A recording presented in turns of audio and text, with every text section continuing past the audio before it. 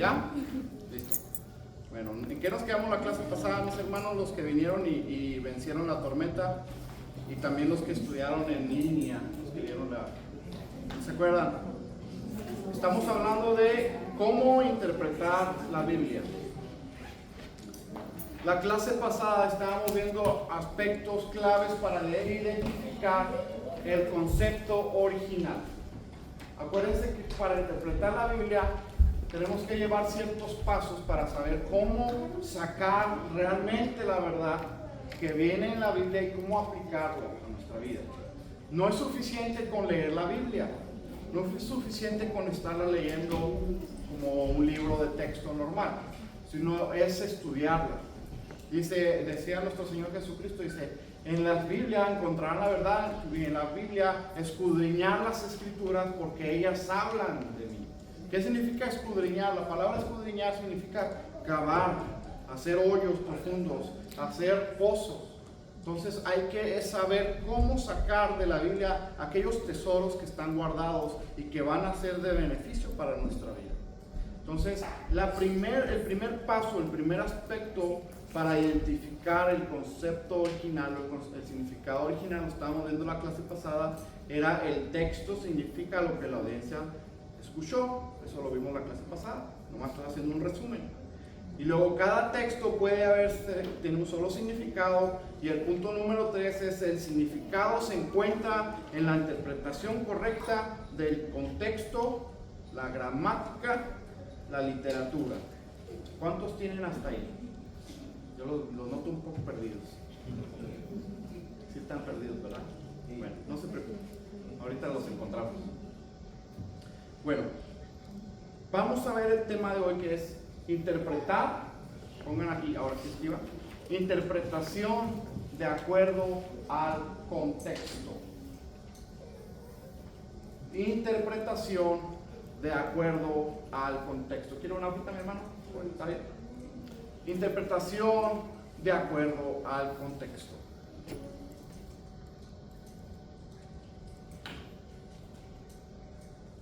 Ok, ¿cuántos han escuchado la palabra contexto?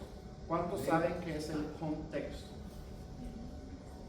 Alguien que me explique, diga, contexto significa eso. Contexto significa que al leer un versículo podemos encontrar más información con un versículo. ¿Podría ser ese o no? Más o menos, por ahí va. La palabra contexto es algo que viene con algo, viene pegado, viene junto. Entonces, si usted y yo abrimos la Biblia en cualquier parte de la Biblia, ese versículo no está solo, no está así nomás a la y se va. Ese pasaje no está como nomás lo pusieron ahí, sino que viene detrás o viene acompañado por muchos versículos. Entonces, en la Biblia tenemos que tomar en cuenta esto. La Biblia, cuando fue escrita, no tenía capítulos, no tenía títulos, no tenía versículos. Era una narración, era un poema, era una descripción, era una profecía completa. Entonces, cada vez que vamos a la Biblia, no debemos de caer en el error de querer sacar un versículo y quererlo aplicar a una cosa que a lo mejor no fue diseñado para lo que fue escrito ese versículo. Y ese es el contexto. El contexto es con qué está acompañado el texto. Entonces, el contexto lo vamos a ver y lo vamos a ver en Mateo 6:33. Voy a poner un ejemplo del contexto. Entonces, la primera forma o primer paso para interpretar un texto es interpretarlo de acuerdo al contexto. Vamos a ver un ejemplo de cómo interpretarlo de acuerdo al contexto. Mateo 6:33. Si ustedes traen su Biblia, si ustedes traen su celular, de preferencia su Biblia para que así se nos grabe. Pero fíjense lo que dice aquí.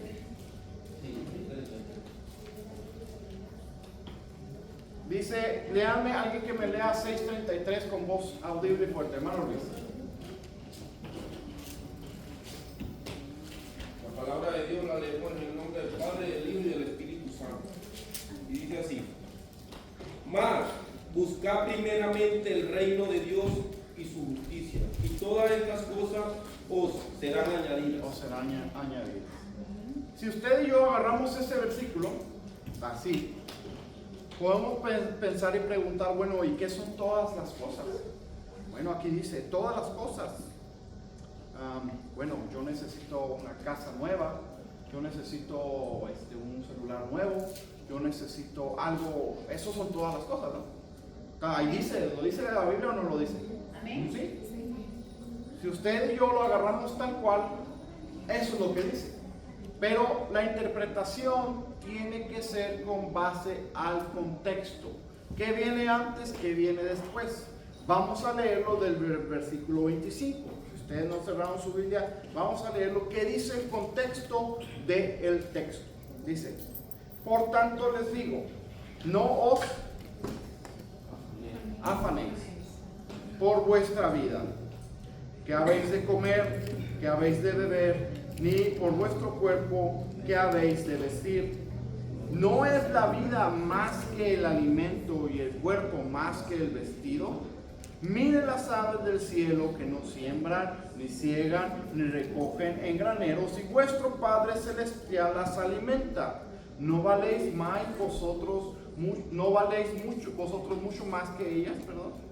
¿Y quién de vosotros podrá, por mucho que se afane, añadir a su estatura un codo? Y por el vestido, ¿por qué os afanáis? Considerad los lirios del campo, como crecen, no trabajan ni hilan. Pero os digo que ni aun Salomón, con toda su gloria, se vistió así como uno de ellos. Y si la hierba del campo, que hoy es y mañana se echa en el horno, Dios la viste así, ¿no hará más a vosotros, hombres de poca fe? 31. No os afanéis pues diciendo, ¿qué comeremos? ¿Qué beberemos? ¿Qué vestiremos? Porque los gentiles buscan todas estas cosas, pero vuestro Padre Celestial sabe que tienen necesidad de todas estas cosas. 33. Mas buscad primeramente el reino de Dios y su justicia, y todas estas cosas os serán añadidas. Así que no os afanéis por el día de mañana, porque el día de mañana traerá su afán. Basta cada día su propio mal. ¿De qué está hablando las todas cosas? Está hablando la comida, la bebida, el vestir.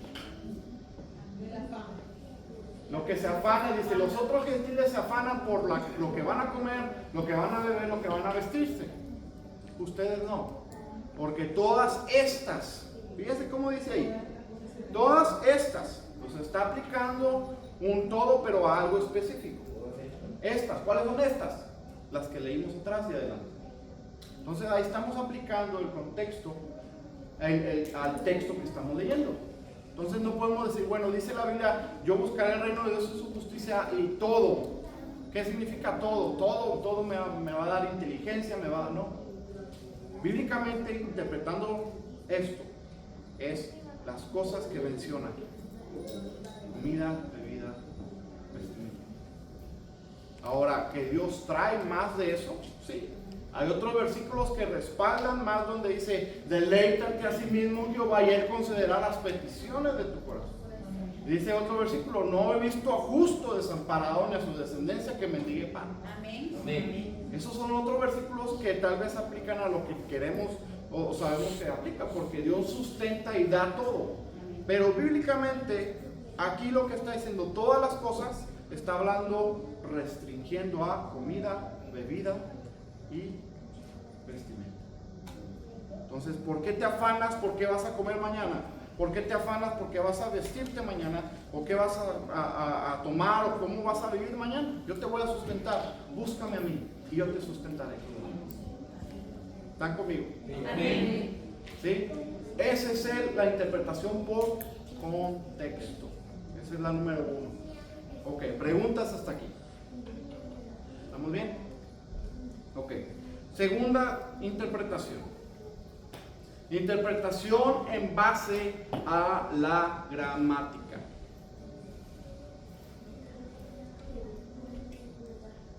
Interpretación en base a la gramática. Todos de aquí hemos tenido escuela o hemos ido a la escuela en nuestros países hispanos, ¿verdad? Sí. Nomás yo creo que Sofía, Ruby, no sé si Ashley. Bueno, Fabián, él también y Liz, ellos han estudiado aquí.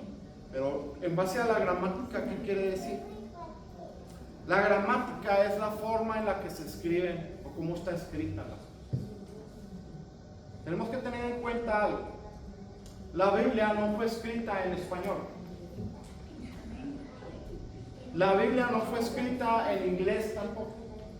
La Biblia fue escrita en 3 idiomas. Pueden ustedes escribirlo ahí: en hebreo, en griego y en arameo.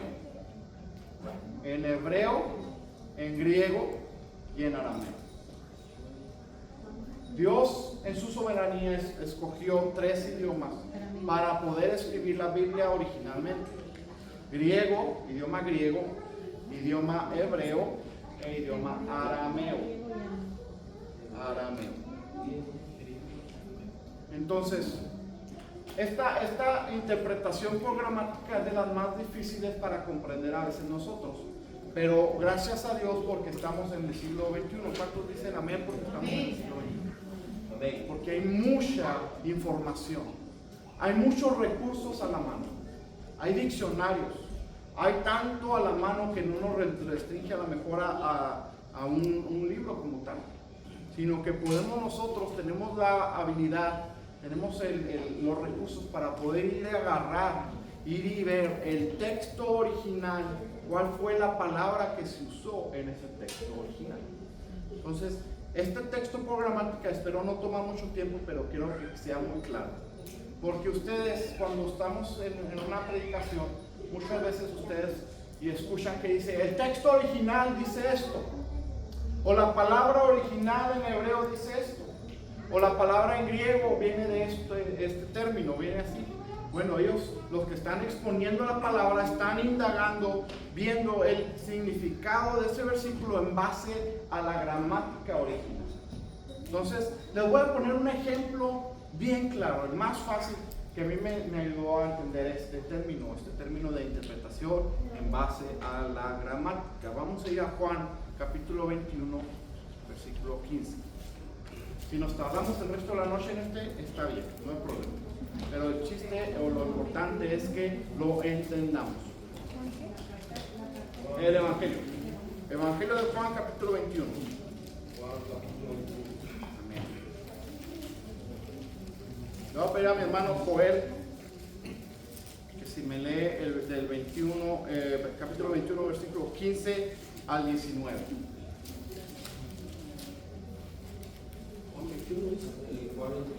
Juan 21, 15 al 19.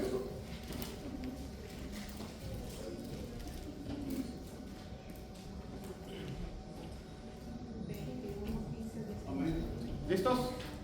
¿Están ahí? Pongamos atención. Mi hermano. Cuando hubieron comido, Jesús dijo a Simón Pedro, Simón, hijo de Jonás, ¿me amas más que a estos? Respondiendo, sí, Señor, tú sabes que te amo. Él le dijo, apacienta mis corderos. Volvió a decirle la segunda vez, Simón, hijo de Jonás, ¿me amas? Pedro le respondió, sí, Señor, tú sabes que te amo. Le dijo, pastorea mis ovejas. Le dijo la tercera vez, Simón, hijo de Jonás, ¿me amas? Pedro se entristeció de que le dijese la tercera vez, ¿me amas? Y le respondió, Señor, tú sabes todo, tú sabes que te amo. Jesús le dijo, apacienta mis ovejas. Hasta ahí. Ok. ¿Cuántos han escuchado o leído esa parte y no la han entendido? Porque si usted y yo nomás lo leemos en español, Jesús le preguntaba, ¿me amas a Pedro? Y Pedro le decía, sí te amo. ¿Y por qué le preguntó 3 veces? Si le estaba respondiendo lo que tal vez estaba esperando Jesús escuchar. Jesús le pregunta, Simón Pedro, Simón hijo de Jonás, ¿me amas a mí más que a estos? Y Pedro le respondió, sí, Señor, tú sabes que te amo. Él le dijo, apacienta mis corderos. 3 veces le pregunta lo mismo: ¿me amas? ¿Me amas? ¿Me amas? Bueno, cuando tenemos esto, muchas veces hay que ir a un poquito más allá, ir al original, donde viene la interpretación por gramática. Entonces, ¿qué está pasando aquí? Si usted y yo tenemos un diccionario griego a español, o un diccionario bíblico, y apunten estos términos que son los diccionarios de Biblia de griego a español o griego a español. El primero es el diccionario Vine, vino, como vino, pero vine, V-I-N-E. Diccionario como vino, pero con una E al final, vine. Así se apellida, ese es el apellido del que lo hizo. Diccionario Vine se llama. Y el otro es el diccionario Strong, como fuerte en inglés, se escribe Strong, S-T-R-O-N-G. Diccionario Strong, S-T-R-O-N-G. Los dos, esos dos diccionarios son griego, hebreo a español. Esos son diccionarios que todos los teólogos, todos los que estudian la Biblia deben de tener. Ahora ustedes van a decir, bueno, ¿y dónde lo consigo? En Amazon, hacen un libro de este tamaño, así, grandísimo. Pero lo que hicieron estos hombres es ir a los textos originales, y cada palabra diferente que se usaba en un texto, si era diferente a todas, le ponían un número. Entonces, por ejemplo, viene el número G24, y vamos al diccionario G24, que es griego, letra 24 o palabra 24, y viene qué significa, cómo se emplea esa palabra en la Biblia, cómo se usaba en el Antiguo Testamento, o cómo se usa en la lengua original. Entonces, usted y yo hagan un circulito ahí en su Biblia, o pongan en sus notas la palabra me amas del versículo 15. Cuando Jesús le dice a Simón, hijo de Jonás, la primera vez, le dice, ¿me amas más que estos? Esa palabra me amas es la palabra G25, griego 25, G25. Y esa palabra en griego es la palabra agapao. Están conmigo, no los he perdido todavía, ¿verdad? Agapao, ágape, viene la palabra amor, ágape de ahí. Ágape, agapao, que significa amar, que significa amado, significa un amor, el amor más profundo, el amor más fuerte, agapao. Ok, ya lo tienen ahí, ¿verdad? Entonces dice que le respondió Pedro, le dijo, sí, Señor, tú sabes que te amo. Pero Pedro utilizó otra palabra, que es la palabra G5368.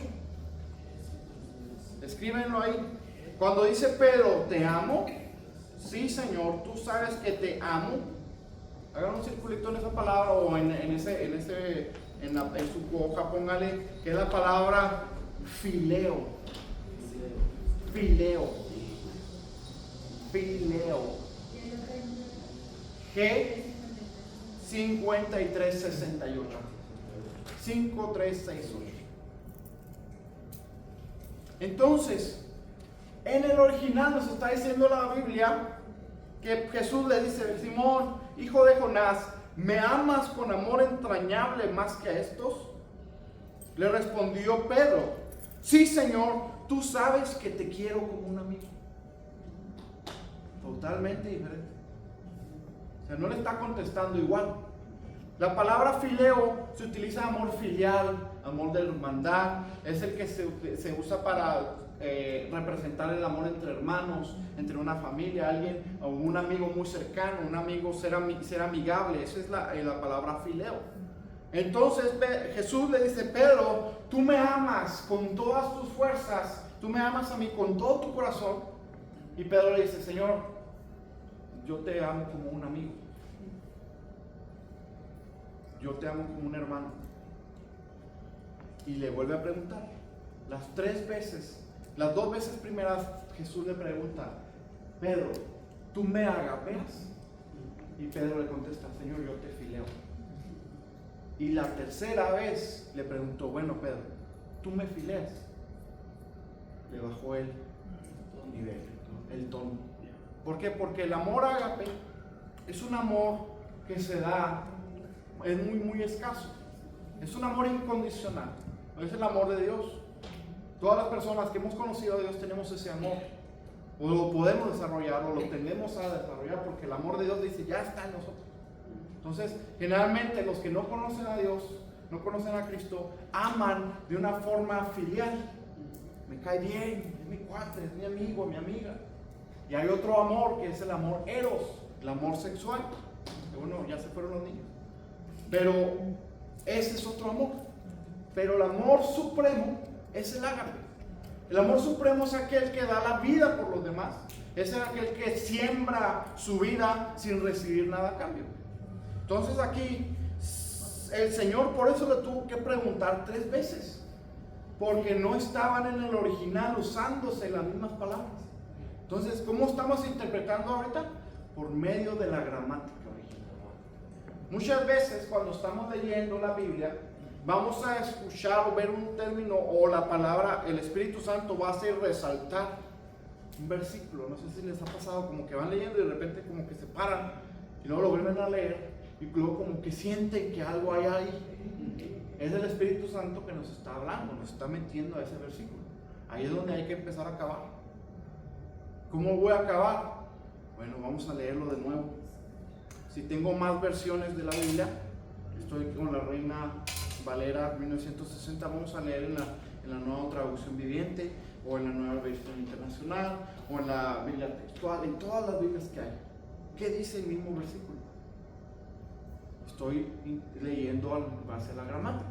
Y luego, si tengo algún diccionario, griego, hebreo, español, voy a ver qué es esta palabra. Y lo busco y dice: ok, en esta parte, ahí esa palabra es esto. Y empiezo a leer qué definición es. Por ejemplo, Fileo dice: de el griego tal, un amigo, un ser amigo de, por ejemplo, tener afecto por, en tanto que agape es más amplio, abarca específicamente el juicio y el asentamiento deliberado de la voluntad como asunto principio. El fileo, dice, es aquel amor que se utiliza para alguien que se ama con una amistad. Entonces leo la definición, leo qué es lo que está diciendo. Okay.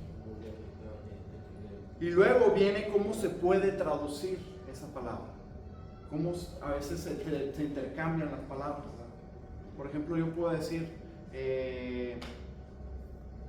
Luis se cayó, pero también puedo decir al mismo tiempo Luis se tropezó.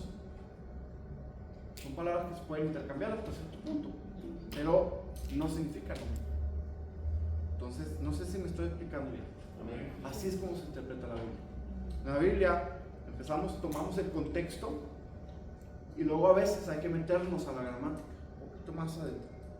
¿Qué es lo que viene ahí? Pero, sobre todo, ¿cuál es la regla número 1 de interpretación de la Biblia que empezamos? El Espíritu Santo. El Espíritu Santo.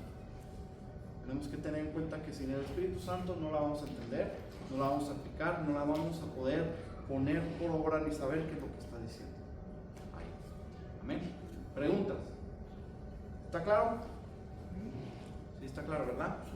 Vamos al tercer tipo de interpretación, o al tercer punto para sacar el significado original.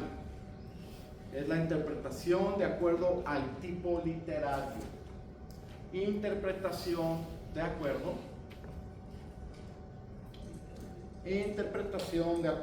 al tipo literario. Aquí les voy a poner un examen de español a los que fueron a la high school. Al tipo literario.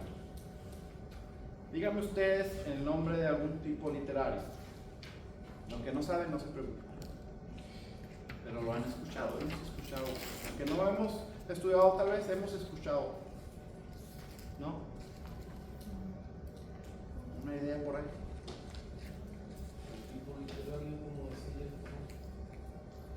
te va empezando en el capítulo, ¿no? Es como un título de lo que está escrito. No, como el tipo literario es qué tipo de escritura es. Literal, o sea, lo que dice esto es exactamente. Que viento se llevó. Es el estilo. Cuando uno escribe algo, hay estilos de escribir. Sí, que mandan a leer en el diseño. ¿Cómo? Que viento se llevó.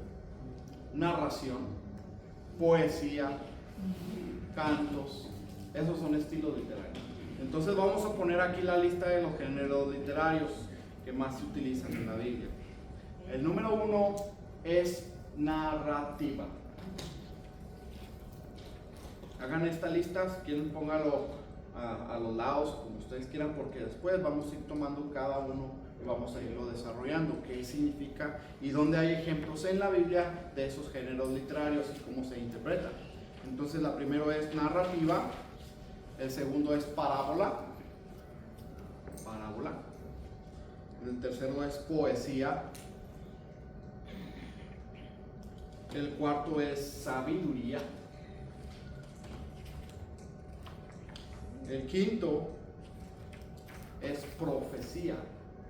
Ese es un género específico, tiene sus características, hay que ver cómo se interpreta eso.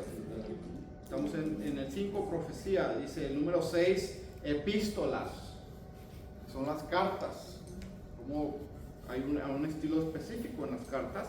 Y el último y el más difícil de todos es el apocalíptico.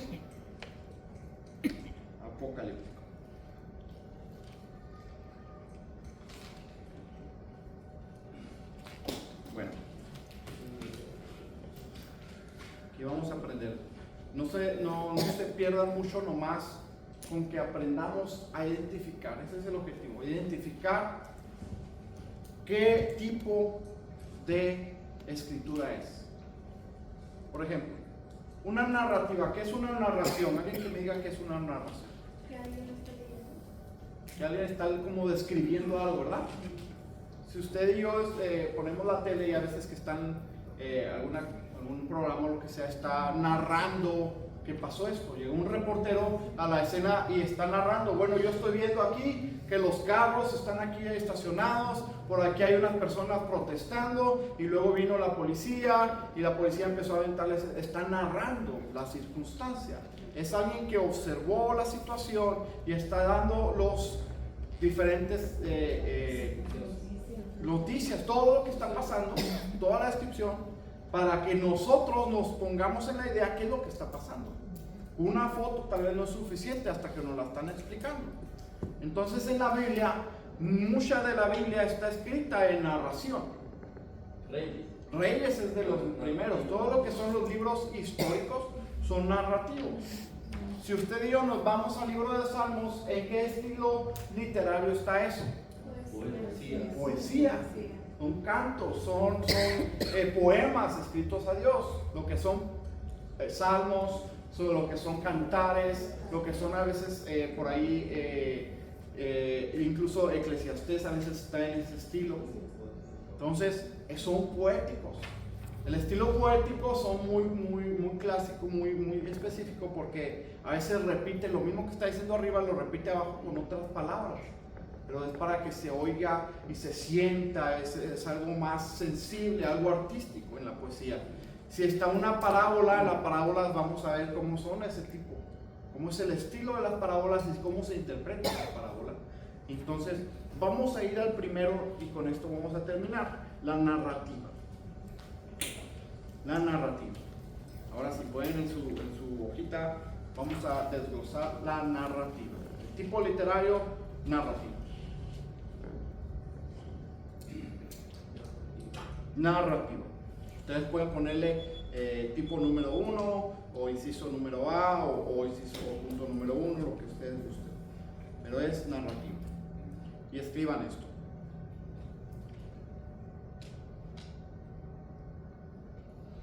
La mayor parte de la Biblia está compuesta de narrativa.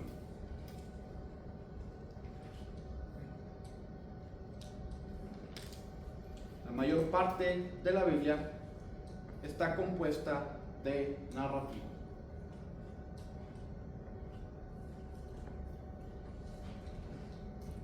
40% en el Antiguo Testamento, aproximadamente, y 60% el Nuevo Testamento. En el Antiguo Testamento. Y el 60 en el Nuevo Testamento.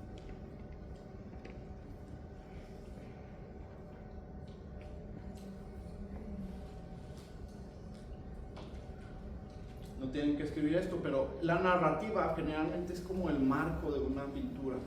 Es algo donde los sucesos que están pasando, una profecía, algún canto, se agarran de la narración. ¿Por qué? Porque la narración nos está dando a entender, nos está explicando cuál es la circunstancia general de la nación, ya sea en el Antiguo Testamento, de la nación de Israel, de la nación de Nínive, de todo, cómo nos narra todo lo que está pasando. Entonces, la narrativa nos ayuda como para agarrarnos y poder ir a buscar cuando estamos interpretando otro tipo de textos. Entonces, la narrativa es muy importante. La narrativa nos muestra, proporciona un marco general de todos los otros géneros. Se narra o describen los hechos que pasaron. Escuchen muy bien. Se narran o se describen los hechos que ya pasaron, con los detalles necesarios para comprender lo que estaba pasando. Ahora, les voy a poner una prueba y vayan a Génesis 1:1.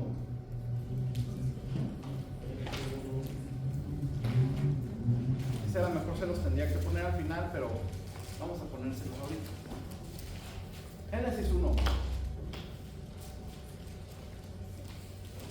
Le voy a pedir a mi hermana Iranis que lea Génesis 1:1 hasta como el 4. Amén.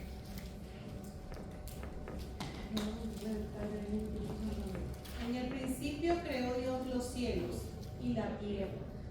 Y la tierra estaba desordenada y vacía. Y las tinieblas estaban sobre la faz del abismo. Y el Espíritu de Dios se movía sobre la faz de las aguas. Y dijo: sea la luz, y fue la luz. Y vio Dios que la luz era buena. Y separó Dios la luz de las tinieblas. Hasta ahí. ¿Cómo sienten ese texto? Es una poesía. Está narrando algo, ¿verdad? Está narrando un hecho. Una narración es un hecho histórico que pasó. Entonces, ¿por qué muchos tratamos de interpretar la creación como algo que pasó? Oh, es figurativo, es un símil, es una parábola, no es tal cual. Ahí está haciendo una narración de los hechos con una secuencia específica. ¿Cómo se debe interpretar la narración? Como una narración. Entonces, si usted y yo no interpretamos la Biblia correctamente, podemos llegar a espiritualizar todo. Y podemos decir, bueno, es que en realidad no es así, porque la ciencia dice que no fue así.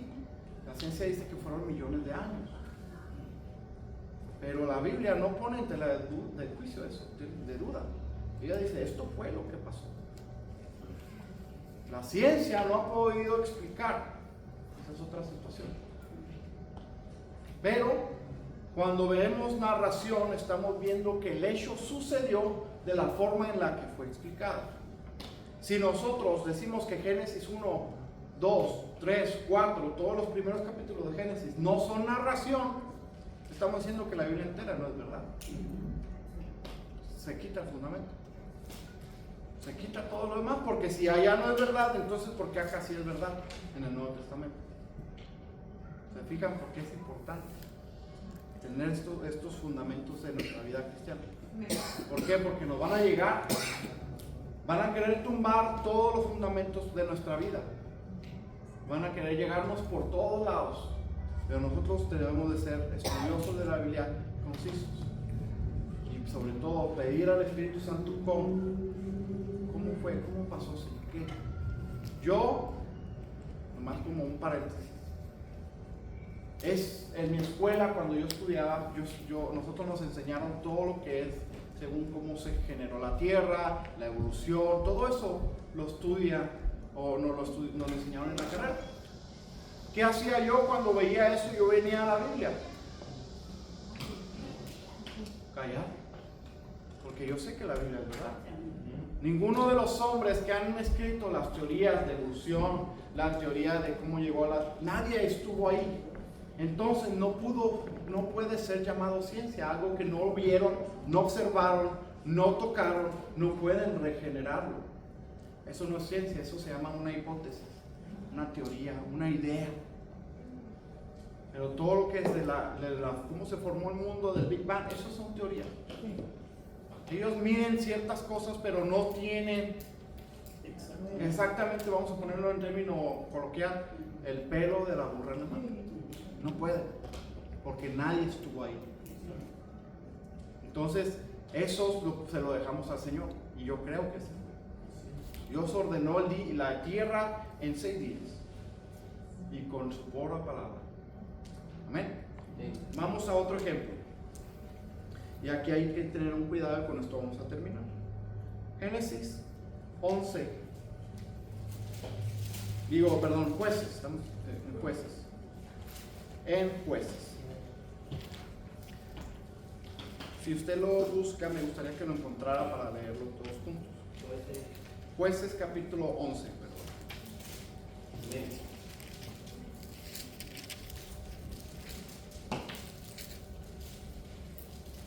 Jueces 11, 29 al 36.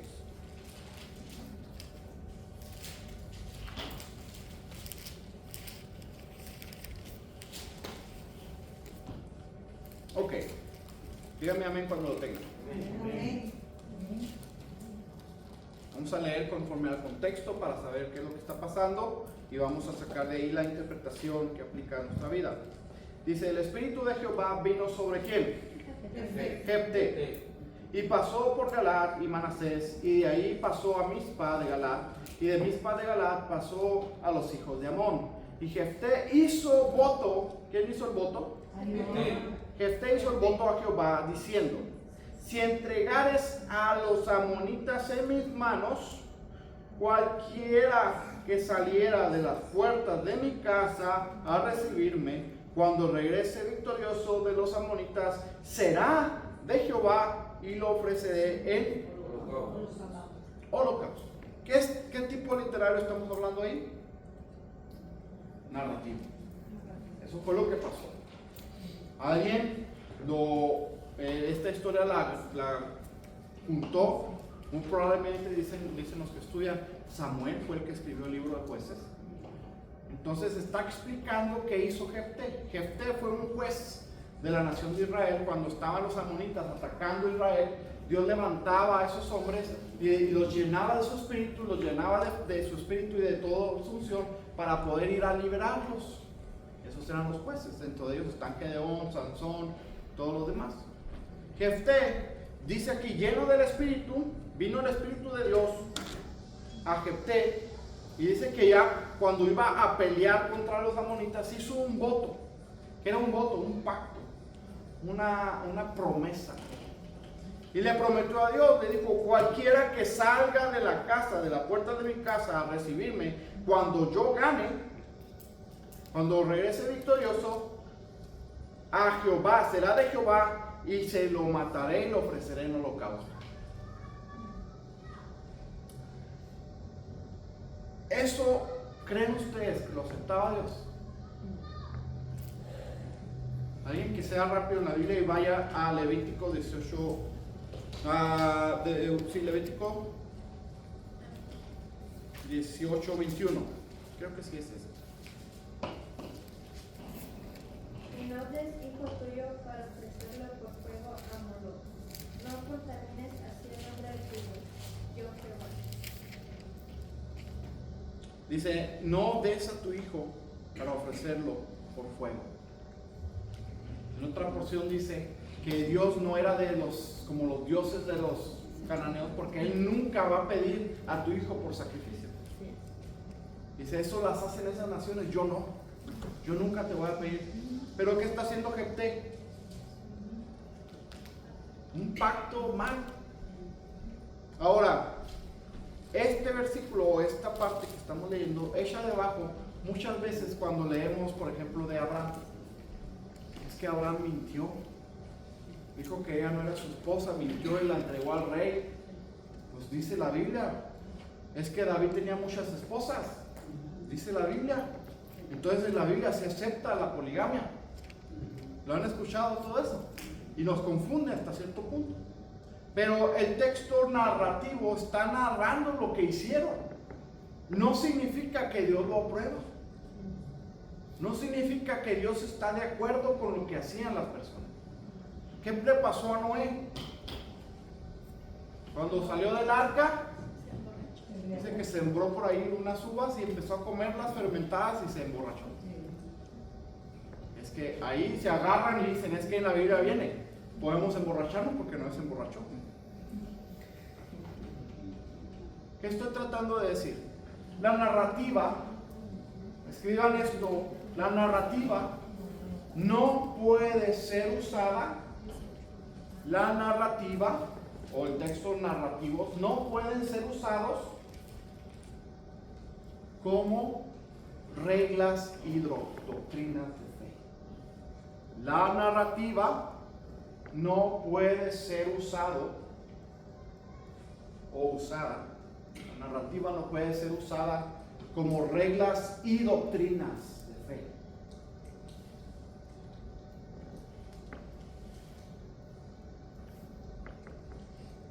No pueden. Ellas nomás están narrando lo que pasó. Hermano, si miramos un punto sobre Noé, a veces el humano malinterpreta lo que es a nuestra preferencia. ¿Sí? Porque en lo que tocó ahorita, que dice que él se botó las uvas, comió uvas, se embriagó, pero si leemos la Biblia como realmente es, no dice que tenían alcohol, No. ¿verdad? Pero el humano, su mente, realmente acomodamos las cosas no a favor de las demás, sino a favor de nosotros Como mismos. nos convenga. Entonces ahí estamos nomás solo como acomodándolo para nosotros nomás. Así es. Y empezamos a ver lo malo de la otra persona. Sí. En eso caemos. Cuando uno empieza a usar la narrativa como aplicar todo lo que se hace, caemos en el legalismo o en el libertinaje. Cualquiera de los dos. Entonces, siempre hay que mantenernos por una sana doctrina. ¿Qué es la sana doctrina? Saber interpretarla bien la Biblia, tal cual. Si se fijan, no toma mucho el saber qué realmente está diciendo. Está narrando aquí el hecho de Jefté. Porque lo hizo Jefté, lo voy a hacer yo.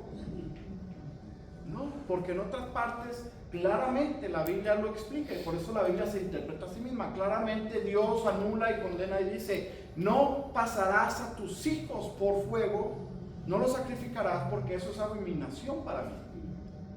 Jefté a lo mejor se le fue, se le olvidó, algo pasó, se emocionó, hizo el voto. Y más adelante usted lo puede leer en su casa, donde la primera persona que sale de la casa de Jefté fue su hija virgen.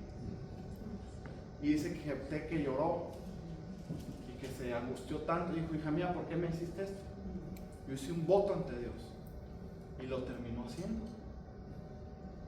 ¿Lo tenemos que hacer nosotros? ¿Lo tenemos que aplicar nosotros? No, es una narración solamente. ¿Qué hizo Jesús cuando hizo lodo con saliva y lo puso en los ojos del ciego de nacimiento? ¿Esa qué es? Una narración también. Jesús lo hizo. ¿Significa que yo cada vez que vea a un ciego lo tengo que hacer lodo y hacerle? No. Hay que ver qué aplica. ¿Qué vemos detrás de una narración? Hay que buscar el carácter de Dios, hay que buscar lo que hizo Dios después, hay que buscar para qué se escribió esta narración, cuál fue el propósito principal de que este hecho, este caso, cuando David se metió con Betsabe, ¿qué es el hecho? ¿Para qué lo escribió el autor original? Si ustedes y nosotros le damos vuelta ahí en Jueces más adelante, cuando termina el libro de Jueces, fíjense el propósito original. Jueces 21-25. Toda la narración de Jueces se explica aquí. Dice, en estos días no había rey en Israel, cada uno hacía lo que bien le parecía. No tenían doctrina, no tenían alguien que estuviera cuidando de que estuvieran haciendo conforme a las reglas del Señor. Entonces todos los hechos, la mayoría de los hechos en Jueces están diciendo, bueno, muchos de ahí hicieron cosas por ignorancia. Y aún así, Dios se glorificaba. Aún así, Dios se magnificaba y Dios los libraba. Aún así, por su misericordia. Entonces, por eso la Biblia es un todo. Todo está conectadito bien. Pues, entonces, la narrativa, acuérdense, no podemos sacar de una cosa que está siendo narrada y hacer una doctrina. Esa es una aplicación mala, errónea. Porque si hacemos eso, tenemos que hacerlo con todos los textos que son narrados. Ahora, pero sí dice lo que pasó en ciertos casos, y sabemos que si pasó fue verdad, como en el Génesis 1 y otros. Pasó, abrieron el Mar Rojo. Que si sopló esto y que aquello, y que los científicos han encontrado y esto, yo no sé. La Biblia me dice que se abrió el Mar Rojo y los carros de Faraón fueron matados, ahogados ahí. Eso dice la Biblia y yo lo creo, porque así se dice y así pasó. No fue un canto, no, así pasó, una narración. Esa es la narración. ¿Preguntas? ¿No? Pastor, Sí. Sí. Como está avanzada la ciencia hoy en día, miramos de que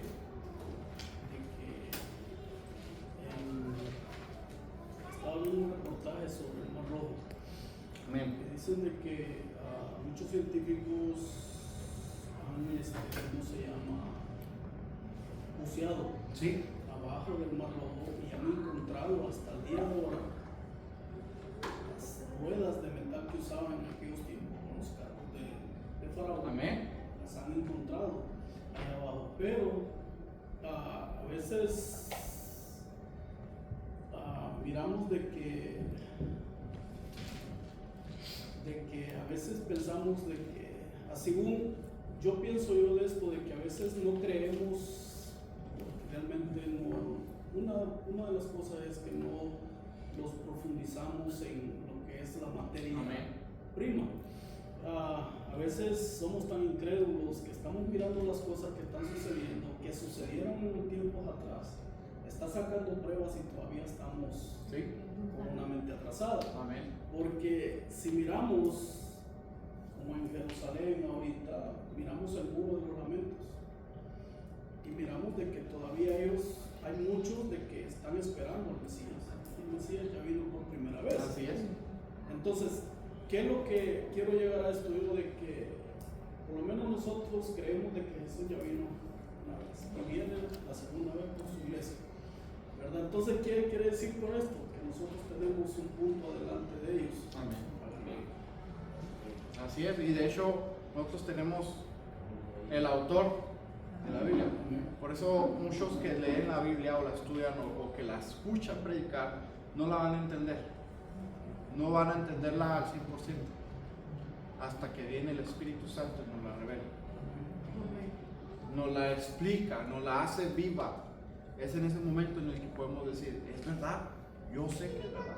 Y la entendemos y no tenemos problema con ella.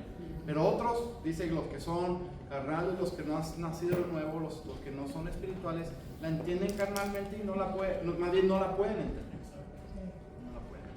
Entonces por eso, siempre que nos acercamos hay que pedirle al Espíritu Santo, voy a leer tu palabra, enséñamela, ayúdame. Y usamos los recursos que ya hay, la forma en la que está escrita, todo lo que para que el Señor nos hable tal cual. Amén. ¿Preguntas más? ¿Dudas? ¿No? Vamos a orar, amén. Sofía, ¿me ayudas a